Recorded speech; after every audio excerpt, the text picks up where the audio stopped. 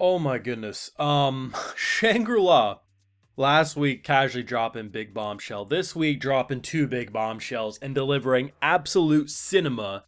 You thought, at least for me, I thought, the Armageddon, the big, insane blast, the best attack and best produced thing we've seen in Shangri-La out of 39 freaking episodes. You'd think that would be like the craziest thing we saw. But I ain't gonna lie, that Toon World looking wolf chomping on our boy at the end probably is the craziest thing that happened because it's most likely very similar to the unique scenario about going to the rabbit village. I assume something like that's happening. Sunraku was very much assuming that, well, now that we defeated, the wolf, even if it was a clone, at least we defeated the wolf that gave him the mark, so now the mark's gonna go away. Instead, it seemingly unlocks something new, and despite looking like he got chomped on, I assume 40's gonna kick off, and he's in... I don't know if it'll be a wolf village, but it'll be a unique scenario nonetheless, I'm pretty sure. Cinema. Like, no one can deny that. It was just... The production gets better, I swear to God, the more we get into deeper fights. And while, on one hand, it's a shame, we win but we don't win, I think this is for the best, given that they did kind of casually stumble into this fight. They didn't have time to prepare.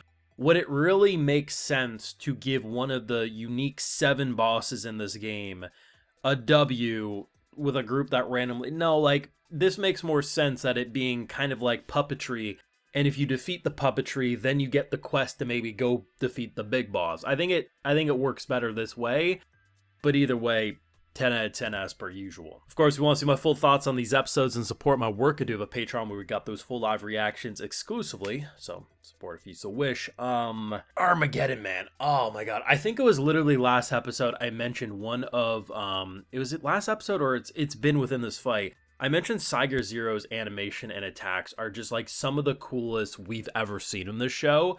And to see her ultimate finally in action, wow. The black and white, it almost, anyone who's seen stories or like video games or movies or whatever, where like the animation or production goes almost like reality's being distorted and either changed or warped, that's what Armageddon looked like to me. It was almost like the fabric of reality was changing and like we're about to enter in a completely alternate reality. Like that's how much she was distorting the world.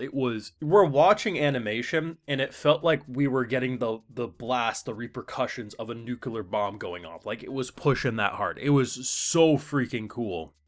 And I think once again highlights why this show gets game design. Because here's the thing, she had to do 5 of 2 different attacks, right? Then she has to chant. And once the chant's over, she immediately has to launch the attack. And then, obviously with that, she has to be protected, right? Like, it's not just something that you can do and just break the game.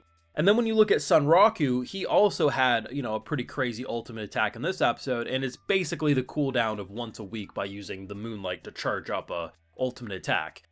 It would be very easy, and I think it really does play off someone who actually plays games and understands games, because a lot of these authors would just go the route of, here's an ultimate attack. But if you're actually playing an online MMO RPG, you can't just unleash Moonlight Supersonic Blast of Death whenever you want. Like, you can't make the stipulation, there needs to be Moonlight. That'd be very easy to exploit.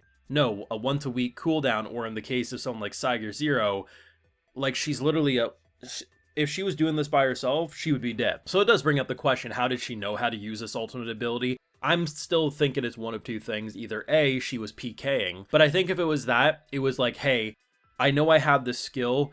Do you want to PK with me? So we'll start a match and you'll let me do this attack. I think that's probably what happened. Or it was a boss similar to what Sunraku fought prior to this, where he used the force against itself in order, because otherwise you could do a shit ton of damage to that thing and it's not going to die. Something like that. But either way, if you're a gamer, you find a way to use your ultimate skill, even if it's just to test it out one time. Just fantastic shit. And I think the teamwork here was great, because while I had my fears about a mule and the other rabbit tagging along, because unlike a player, they don't respawn.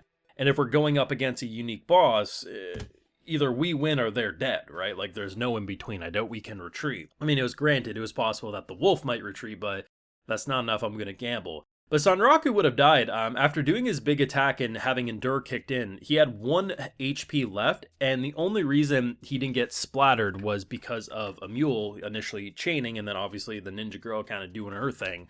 And I mean, that just adds to the kind of like realism of the game too. It has a physics engine, so he can't just go into Inventoria because then the inertia... I'm like, okay, man, this game, it just... The show thinks way too much, but it makes it so damn great because of that. And yeah, like we get the... I mean, throughout the fight, I was thinking it might go this direction. And while the initial was like, okay, is this disappointing? No, I think this works. Because now it means, most likely in Season 3, we'll probably go back to this quest. Or maybe this will be the main thing. I still think based on the opening and where we were going, I think we're going to unlock the unique scenario for the Kraken boss. I doubt we're going to defeat any unique monster this season. I think we're getting into the foundation of having a couple of different quests active. But either way, we're still getting insane fights nonetheless. And yeah, I think what ended up happening was Sanraku stumbled into a very unique scenario. That most likely...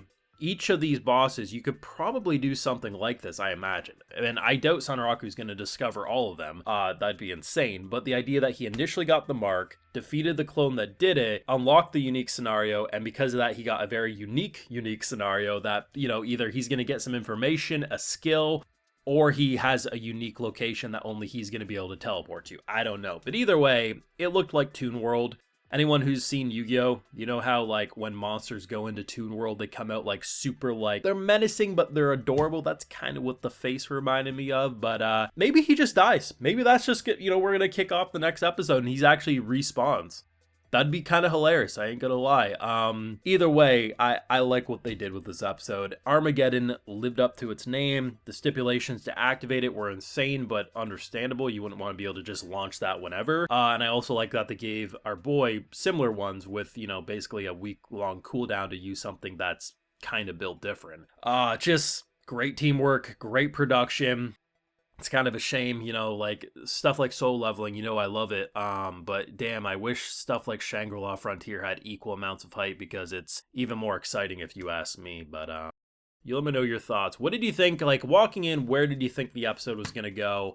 And how surprised or not shocked were you when it was all said and done? I think the biggest shock was honestly the wolf kind of munching him at the end. I think probably a lot of people are going to be in the same boat of like, we were assuming it probably wasn't going to be the actual one, but they still find a way to pull the rug in. That's what we love about this show. So your thoughts down below. Leave a like if you enjoyed. Subscribe if you're new around here. Of course, ring that bell and like and mention we got those full live reactions over on Patreon. And hey, while you're over there, I'll also give you a video shout out. So today we got Xenogod, Mario Jacob, Zachary Barnett, original name here, Brian Gonzalez, and we also have Cody Tiffany. So I appreciate the support, everyone. Please take care. You know, have a good one.